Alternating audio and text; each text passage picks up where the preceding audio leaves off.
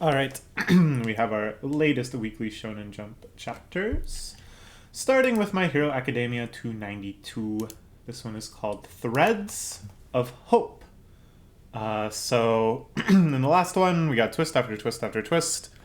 The latest kind of surprise reveal turned out not to be a factual reveal at all. Dabi claimed that Best Jeanist had been killed, and then Best Jeanist jumped right down out of an airplane and started effing everybody up. So that I think kind of puts a bit of a damper on Dabi's whole propaganda plan.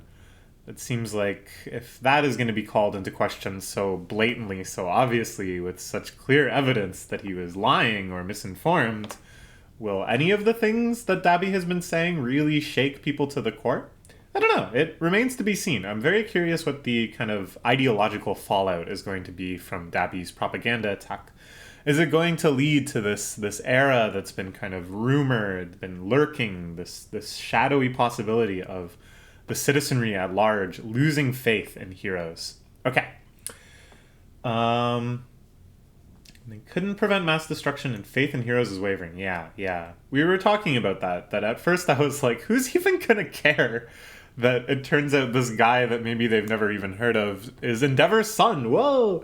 Aren't they going to be more worried about Gigantomachia destroying like 2 city blocks per second? But it was explained more that these things coincided in a very powerful way, that people lost faith both in their own safety and then in the potential of being saved. Anyways, let's see what Genist can do. Oh, snap. Genist is pretty ridiculously strong. We can't forget this. He's like top 10 and he has a very questionable belt. Oh, I'm sorry. Oh, I'm sorry, Japan. I know that doesn't mean what it means here over there, but before you make some merch of this character to release to the Western audience, you might think about redesigning his belt. Anyways,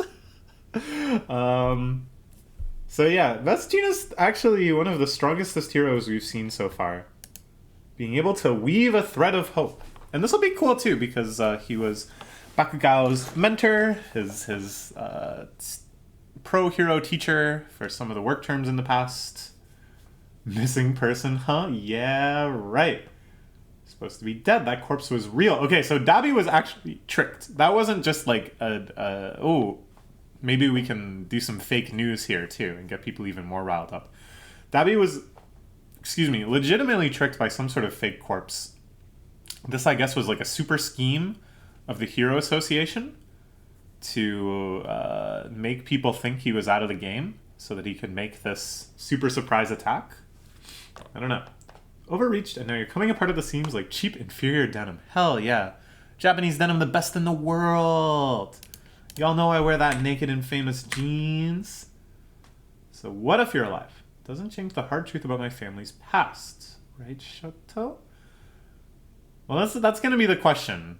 And I mean, there's the answer that Todoroki can give, but then there's also the answer the general public will give. Just kind of interesting. Gigantomachia actually pinned down. And all of the rest of the league bound up as well. Even Machia doesn't have unlimited stamina. Okay, things are looking good for the heroes again. Out of breath since we made it here and after executing the last command, he got Shigaraki kind of tied up with Spinner here. Gotta give the big guy an order. Destroyed the darn thing yet. He bites Shigaraki's head to try to wake him up. Oh,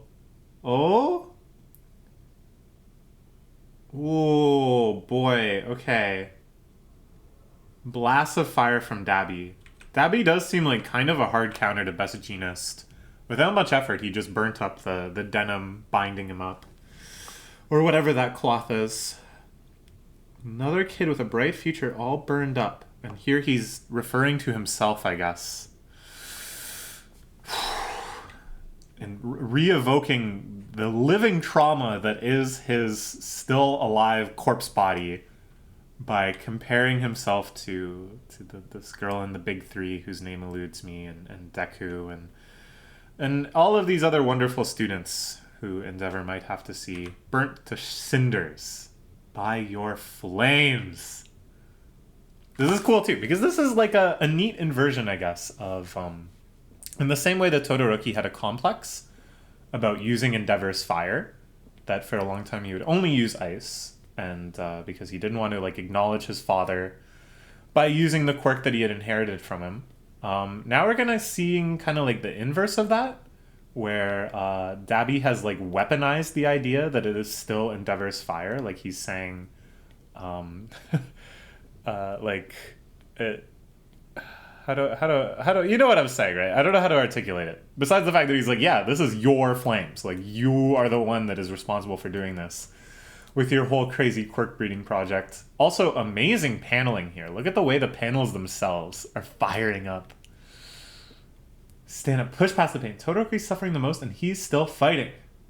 Stop looking for excuses. If the number one hero loses here, the whole country's done for. This is kind of interesting. Like, who is going to be the one to kind of make the next move? Of course, you know, from like the plot perspective, we can try to analyze who's in the best fighting shape, who's taking the most damage, who's been fighting for the longest, who has the most stamina. But in terms of like plot significance, of course, it's going to make a big ideological statement if it's going to be Best Genius's triumphant return that does something. Deku manages to push past plus ultra. Todoroki steps up. Endeavor steps up. Oh, wait. The next big step up is on the side of the villains.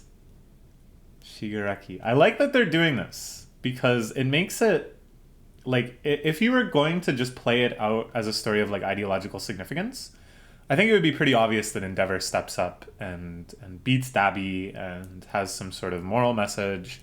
I've changed. And then kind of like everything is resolved at once. People's faith in the number one hero is not shaken or whatever. If it was going to play out kind of with your typical moral, it would be sort of predictable in that regard.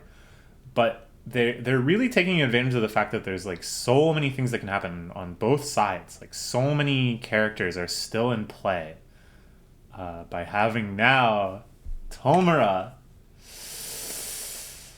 giving Gigantomachia life once more.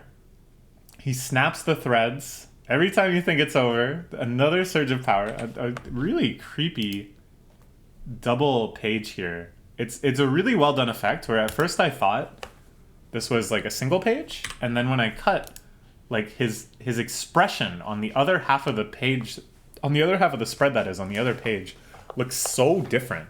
I think that would look so cool in the magazine itself.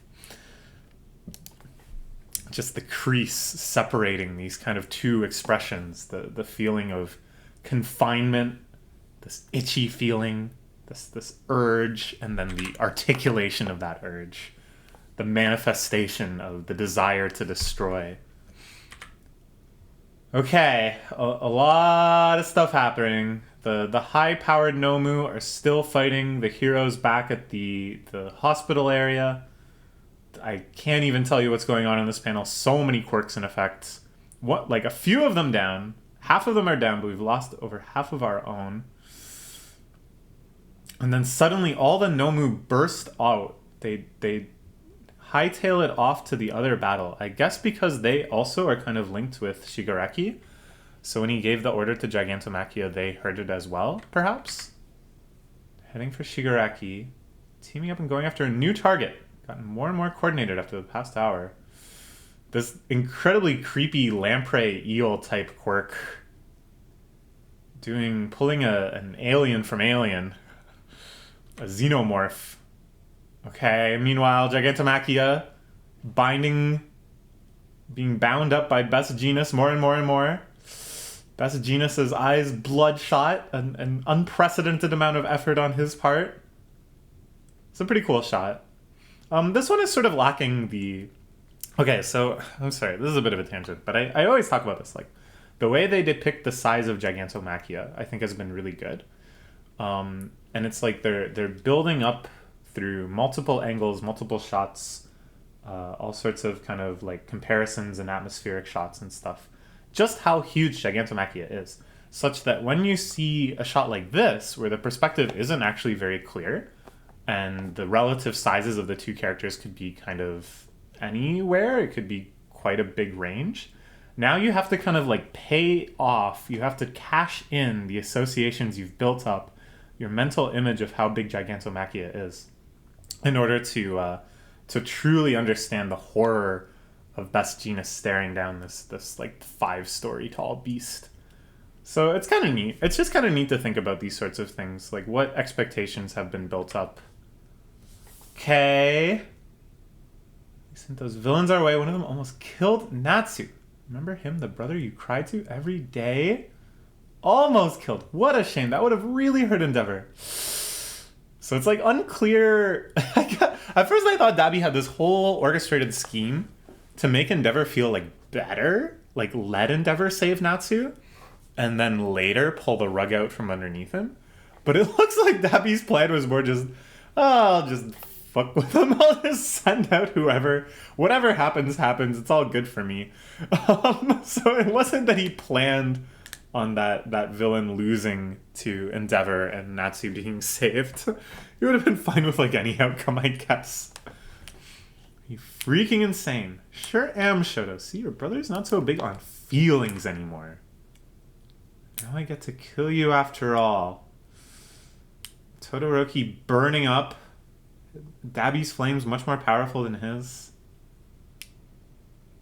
Because on our side now, the 4 superior grade Nomu jumping in. Gotta move. It's that power struggle. If anything breaks Jeanist focus, the giant's gonna break free, right? Because the way Gigantomachia is being confined right now isn't just a property of the threads. It's because Best Jeanist is controlling those threads, constantly like reweaving them, repairing them. So that's taking like all of his mental concentration to use his quirk in such like intricate ways. And yeah, if he gets like quad attacked by Nomu that have been going toe to toe with like very strong pro heroes, I don't think he's going to be able to do much. Floating Black Whip on my side, my busted limbs shouldn't matter at all. Nobody's been saved yet. Don't be the old worthless Deku who can't save everyone. I gotta cover Jeanist's back. Okay, Deku getting back in the...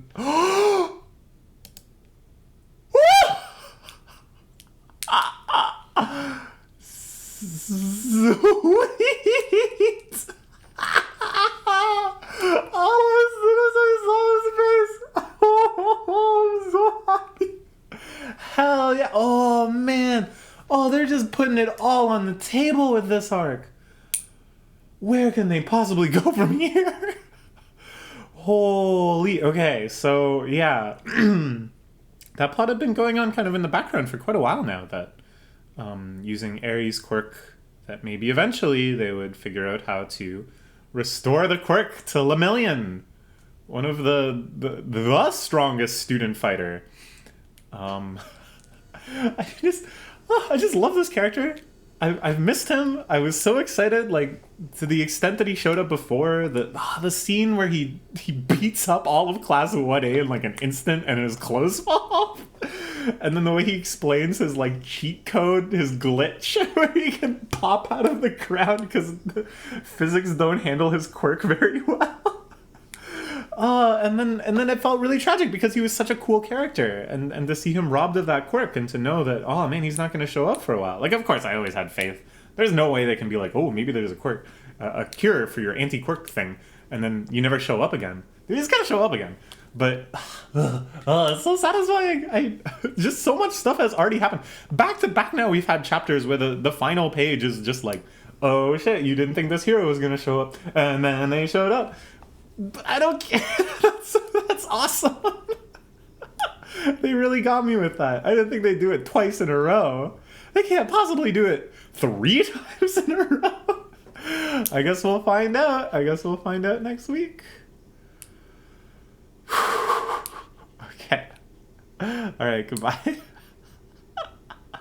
Oh, just this little face coming out the crowd like that. I love it. I really love it. I think it's very wise on the part of the mangaka that we've had some pretty emotionally brutal chapters lately. And a lot of, like, you know, negative twists, bad things happen, the heroes lose ground. So just having a few of this, a few, like, you know, just to kind of reset. Give me some hope again. Fantastic. Okay. He's back. I love that character so much. Alright, bye-bye. Oh, I like Sun Eater even more. Where the hell is Sun Eater? Sun Eater, I think, was with a different team. I'm not sure when he was last seen, but I love that character too. Okay, goodbye.